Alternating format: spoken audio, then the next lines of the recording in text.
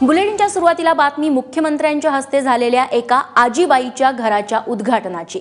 पंतप्रधान आवास योजनेअंतर्गत बुलढाण्याच्या आसल गावामध्ये उभारण्यात आलेल्या घराचं मुख्यमंत्री देवेंद्र फडणवीस यांच्या हस्ते उद्घाटन करण्यात आलं।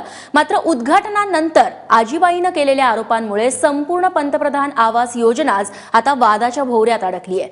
आजीबाईने नेमके कोणते आरोप केलेत पाहूयात।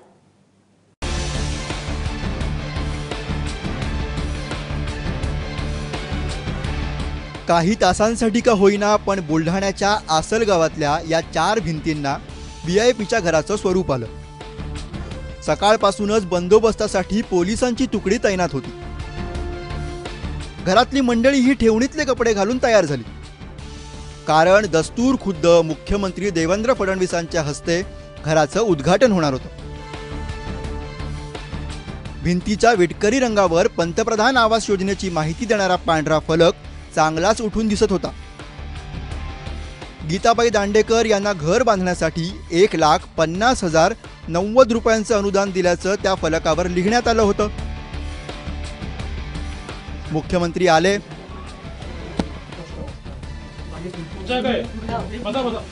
आजीबाईंसोबत 2 घटका बसले, फोटो काढण्याचे सोपस्कार पूर्ण झाले आणि परतीच्या प्रवासाला निघाले। गॅस द्या आपल्या उज्ज्वलामध्ये गॅस देऊ तुम्हाला। मात्र आपण ज्या घराचं उद्घाटन केलं त्या घरासाठी लाभार्थीला पूर्ण अनुदानच मिळालेलं नाहीये याची मुख्यमंत्र्यांना कदाचित कल्पनाही नाहीये।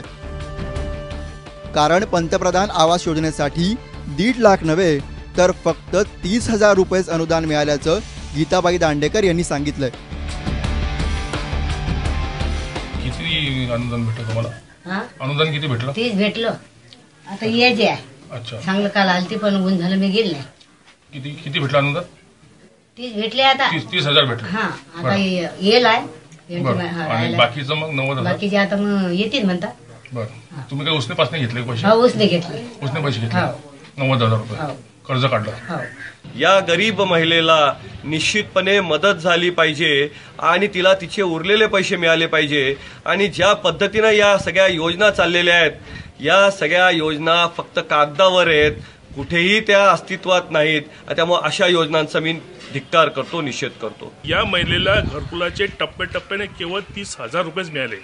उर्वरित रकमेची या महिलेने नातेवाईकांकडून व शेजाऱ्या पाजाऱ्याकडून जमवाजमव करून घरकुलाचे बांधकाम केले, ज्याचे उद्घाटन आज मुख्यमंत्र्यांनी ताफ्यासह व लवाजमासह केले।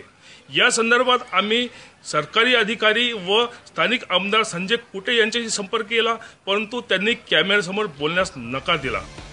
जर गीताबाई दांडेकरांना घरासाठी पूर्ण अनुदानच मिळालं नसेल तर मुख्यमंत्र्यांनी उद्घाटनाची घाई कशासाठी केली हा प्रश्न उपस्थित होणं साहजिकच आहे। आणि जर आता श्रेय घेतलंच आहे तर आजीबाईंना अनुदानाची पूर्ण रक्कम मिळवून देण्यासाठी मुख्यमंत्री जातीने लक्ष घालतील का हाही एक प्रश्न आहे। ऋत्विक भालेकरसह संदीप शुक्ला, एबीपी माझा, बुलढाणा। तेव्हा पारदर्शक कारभाराची भाषा करणाऱ्या फडणवीस सरकारकडून हा असा कारभार नक्कीच अपेक्षित नाहीये।